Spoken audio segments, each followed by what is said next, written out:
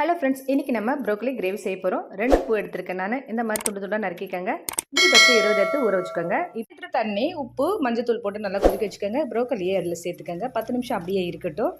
ஜாரில் 2 வெங்காயத்தை போட்டு அரைச்சி எடுத்துக்கோங்க. பேனில் 2 ஸ்பூன் அளவுக்கு எண்ணெய், 1 டீஸ்பூன் சீரகம் நல்லா பொரிஞ்சதுமே அரைச்சி வச்சிருக்க வெங்காயத்தை சேர்த்துக்கலாம். கூடவே 1 ஸ்பூன் இஞ்சி பூண்டு விழுது.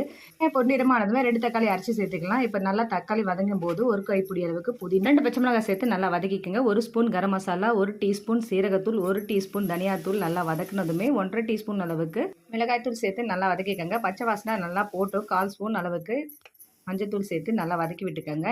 இப்போ முந்திரியை நான் ஊற வச்சு அரைச்சி எடுத்துருக்கேன். அது பேஸ்ட்டை சேர்த்துக்கலாம். ஜாரில் கொஞ்சமாக தண்ணி விட்டு அதையும் சேர்த்துக்கலாம். கிரேவிக்கு தேவையான உப்பு சேர்த்துக்கோங்க. நல்லா வதக்கிட்டு 1 டம்ளர் அளவுக்கு தண்ணி சேர்த்துக்கிறேன். தண்ணி வேணால் நீங்கள் இன்னும் கூட சேர்த்துக்கலாம். இப்போ நம்ம கொதிக்கும் போது ப்ரோக்கலியே சேர்த்துக்கலாம். மூடி போட்டு 10 நிமிஷம் நல்லா வேக விடுங்க. அவ்வளோதான், ஸ்டவ் ஆஃப் பண்ணிடலாம். நம்மளுடைய எல்லா டிஃபன் ரெசிபிக்கும் சூப்பராக இருக்கும்.